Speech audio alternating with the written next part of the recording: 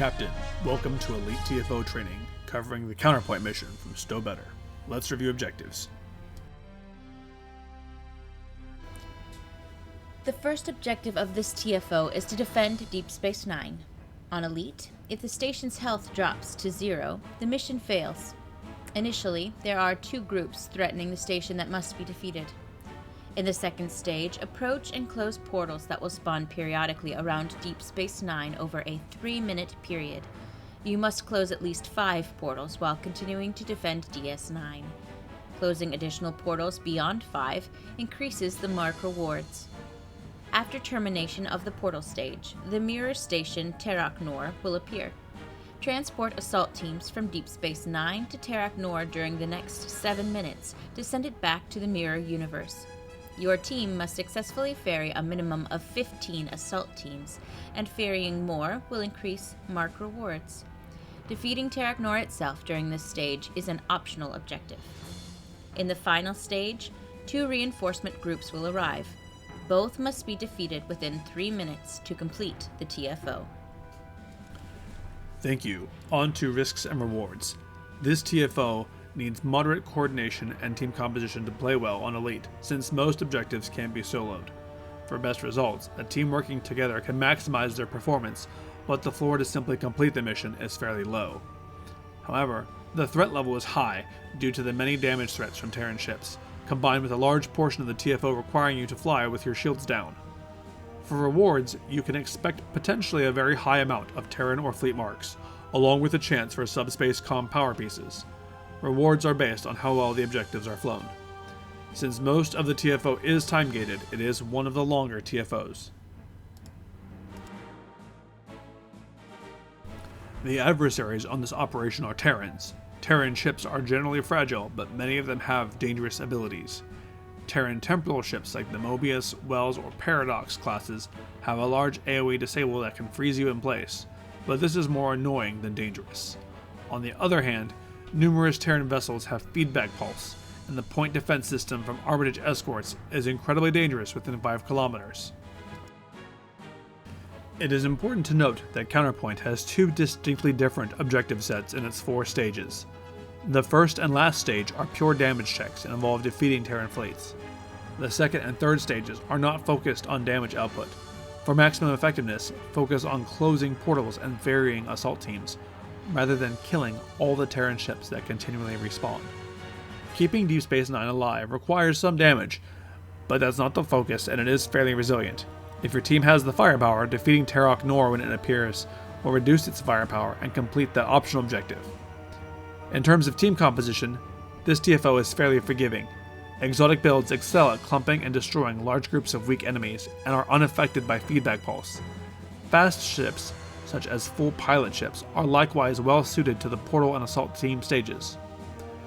When transporting assault teams, your ship's shields will go offline, so if you rely on items like the shield absorptive frequency generator or reverse shield polarity for survival, you will be especially vulnerable. However, there is no tether distance on the team transport, so once you start beaming, you can turn around and head for the next objective. Now, combat footage will be shown to illustrate the principles discussed previously. The goal of this section is not to illustrate perfect piloting, but provide an example of how to successfully complete the map with all objectives and without dying. Note that for brevity's sake, the footage is usually sped up relative to in-game speed.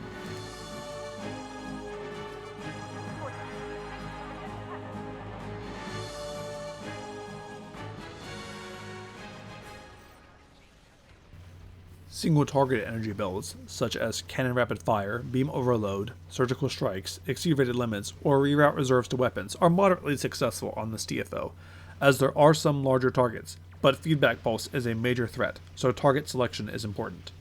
Single-target builds can also struggle to quickly destroy groups of enemy ships on Elite, which can result in difficulty either in defending Deep Space Nine or in the final stage. In this opening stage, attack the Terran ships until they are all defeated. Only the command battleships have significant hit points, so target them first. The rest of the ships are relatively weak, but be aware of feedback pulse on the science ships. In the second stage, focus on closing portals unless you're the only significant DPS build on your team. If that is the case, focus on defending Deep Space Nine, but be aware that there are other ship types and build types better suited for this, such as an exotic build. You must be within 7 kilometers of a portal to initiate closure, and they have a 10-kilometer leash distance once the closure has started. The minimap can help you easily find them if it's hard to see them through all of the visual effects. Engaging the Terrans at each portal is unnecessary and counterproductive. This stage continues for 3 minutes, and if the majority of the team focuses on portal closure, it's possible to close well over a dozen of them for significantly higher rewards than just closing the minimum 5. Deep Space Nine is fairly survivable, so while it's unwise to completely ignore the ships attacking it, it does not need to be babysat all the time in this stage.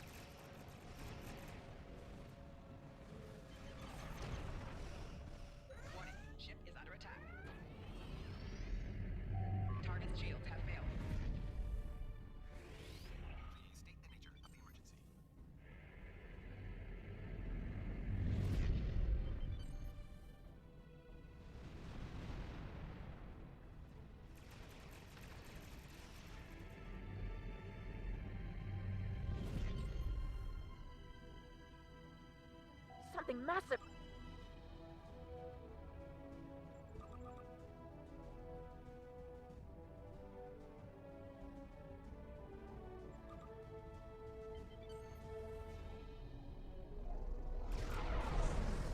Surrender to the Terran Empire. At the start of the third stage, the combined team should launch a full-on assault on Terok Nord to disable it. Once disabled, it will no longer attempt to repair itself, which makes ferrying the assault team significantly easier. Once that is done, focus on ferrying assault teams back and forth between Deep Space Nine and Terok Nord. Remember that there is no leash distance, so once a transport is initiated, move to the next station.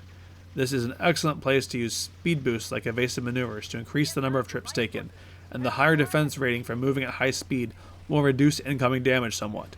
With proper coordination and team composition, we've been able to transport over 80 assault teams in this stage, which significantly increases the TFO's reward.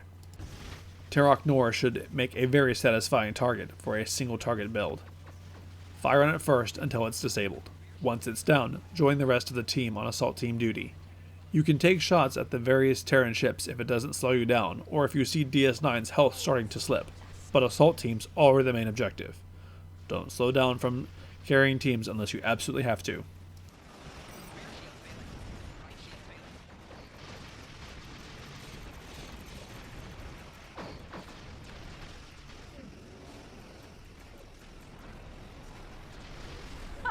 We've conquered everyone else in our reality.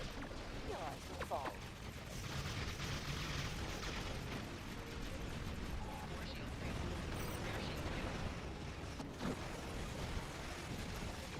The Emperor. Crush him.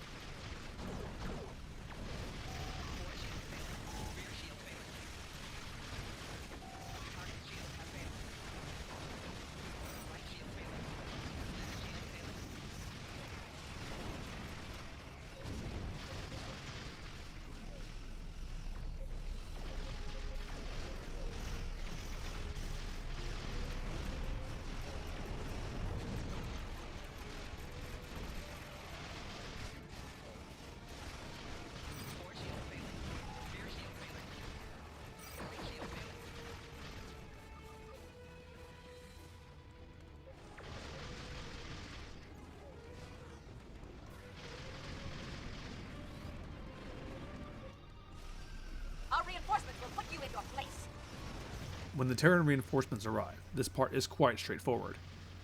Target the largest dreadnought and go to work. Try to avoid targeting science vessels if you can help it. Death by feedback pulse is a major consideration at this stage. Also try and avoid the AoE disable from the Mobius, Wells, or Paradox class. Once the Terrans are defeated, the mission ends.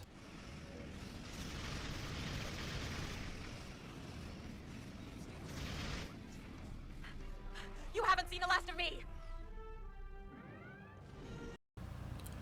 Captain, if this breakdown helped you in your quest to play Stowe better, please consider liking this video and subscribing to our channel. The link to the specific build used for this tutorial is in the description. For more guides and builds, check us out at www.stobetter.com.